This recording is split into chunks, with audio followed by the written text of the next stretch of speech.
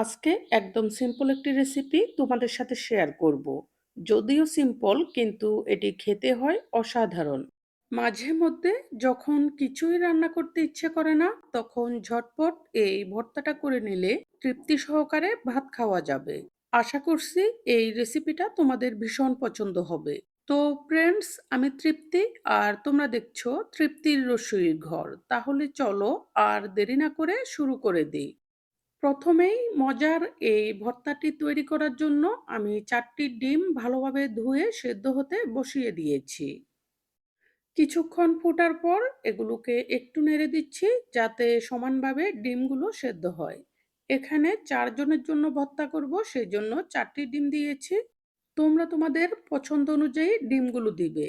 আর ডিমগুলোকে খুব বেশি সেদ্ধ করা যাবে না, তাহলে শক্ত শক্ত হয়ে যাবে, ভর্তাটা সফট হবে না। ভালোভাবে ফুটে ওঠার পর ১০ মিনিট মতো এভাবে সেদ্ধ করব। এরপর এগুলোকে নামিয়ে নিয়ে ঠান্ডা জল দিয়ে ধুয়ে চামড়াগুলোকে ছিলে বাটিতে নিয়ে নিব। এরপর চুলায় একটি ফ্রাই প্যান বসিয়ে এখানে ১ কাপে ৪ ভাগের ১ ভাগ সরিষার তেল দিয়ে দিব। এখানে অবশ্যই সরিষার তেলটা দিতে চেষ্টা করবে। তেলটা ভালোভাবে গরম হলে এখানে ১/২ কাপ থেকে একটু বেশি দিয়ে দিব পেঁয়াজ কুচি। এখন পেঁয়াজগুলোকে ভাজতে থাকবো। এ পর্যায়ে চুলার আগুনটি মিডিয়াম থেকেও কমিয়ে রাখবো। ভাজতে ভাজতে এখানে ১ চা চামচ থেকে একটু কম লবণ দিয়ে দিব।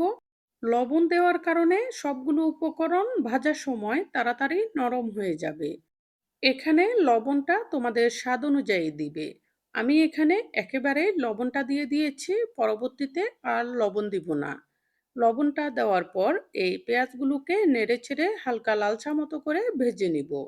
যখন এরকম হালকা লালচা মতো হয়ে যাবে, এ পর্যায়ে এখানে দিয়ে দিব ১/২ কাপ থেকে একটু বেশি টমেটো কুচি।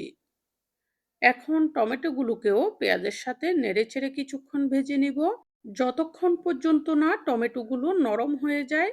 এই পর্যায়ে আমি তোমাদের কাছে একটি রিকোয়েস্ট রাখছি। তোমরা যারা আমার চ্যানেলে নতুন এসেছো, সকল ধরনের রান্নার সহজ এবং সুস্বাদু রেসিপিটি পেতে আমার চ্যানেলটি সাবস্ক্রাইব করে রেখো। আর যারা আগেই সাবস্ক্রাইব করে রেখেছো তাদের জন্য থাকছে অনেক ভালোবাসা। ভাজতে ভাজতে যখন টমেটোগুলো নরম হয়ে যাবে, এ পর্যায়ে দিয়ে দিচ্ছি ৫টি কাঁচামরিচ এরকম টুকরা করে রেখেছি সেইগুলো। স্বাদের জন্য হালকা হলুদের গুঁড়ি দিয়ে দিয়েছি। ১ চা চামচ দিচ্ছি মরিচের গুঁড়ি, আর সামান্য করে ভাজা জিরার গুঁড়া। এটা দিলে ভর্তার সুগন্ধটা অনেক সুন্দর হয়। এরপর এখানে অল্প করে জল দিয়ে দিব, আর মশলাগুলোকে নেড়েচেড়ে কিছুক্ষণ কষিয়ে নিব। মশলাগুলোকে ভালোভাবে কষিয়ে নিলে এগুলোর স্মেলটা অনেক ভালো হবে। আর এগুলো দিয়ে ভর্তাটা মাখলে ভর্তার স্বাদ এবং সুগন্ধটা অনেক মজার হবে। তাই চুলার আগুনটি মিডিয়াম থেকেও কমিয়ে রেখে নেড়ে নেড়ে এই মশলাগুলোকে সুন্দরভাবে কষিয়ে নিব। খেয়াল রাখতে হবে নিচে যাতে কোনোভাবে পুড়ে না যায়, তাহলে ভর্তার স্বাদ এবং সুগন্ধটা নষ্ট হয়ে যাবে।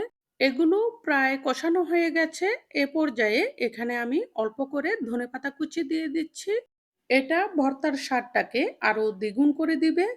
ধনেপাতাটা দেওয়ার পর এগুলোকে আরো একটু নেড়েচেড়ে নিচ্ছি। এরপর চুলার আগুনটিকে নিভিয়ে দিব। এখন নেড়েচেড়ে হালকা ঠান্ডা করে এরপর এগুলোকেও একটি বাটিতে নিয়ে নিব। বাটিতে এগুলোকেও নিয়েছি, আর ডিমগুলোকে অর্ধেক করে নিয়েছি। কিছুক্ষণ এভাবে রেখে দেওয়ার পর এগুলো একদম ঠান্ডা হয়ে গেছে। এখন ডিমগুলোকে ভেঙে নিচ্ছি। আর এখানে আরো একটি কথা বলছি, আমি এখানে ভর্তাটাতে রসুন দিইনি। তোমরা যদি ভর্তায় রসুন পছন্দ করো, তাহলে মশলাগুলোকে কষানোর সময় ১ চা চামচ মতো রসুন বাটা দিয়ে দিবে।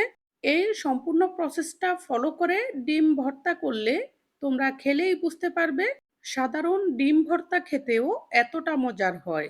এখন আমি সবগুলো উপকরণকে একদম চটকে চটকে ভালোভাবে মেখে নিব। যে কোনো ভর্তার স্বাদ কিন্তু এই চটকে চটকে মাখার উপরেই নির্ভর করে। এভাবে ভালোভাবে মাখলে সবগুলো উপকরণের স্বাদ এবং সুগন্ধ একসাথে হয়ে এর স্বাদটাই হয় অন্যরকম। এভাবে মাখানো হয়ে গেলে আমি এগুলোকে একটি বাটিতে নিয়ে এরপর সার্ভ করব। আশা করছি এই রেসিপিটা তোমাদের ভীষণ পছন্দ হবে। যদি রেসিপিটা পছন্দ হয়ে থাকে অবশ্যই লাইক, কমেন্ট এবং সাবস্ক্রাইব করে সাপোর্ট করবে আরও নতুন নতুন রেসিপি উপহার পাওয়ার জন্য। এই বলে আজকের মতো এখানেই বিদায় নিচ্ছি। পরবর্তীতে চলে আসব নতুন কোনো রেসিপি নিয়ে। সেই পর্যন্ত সবাই ভালো থেকো।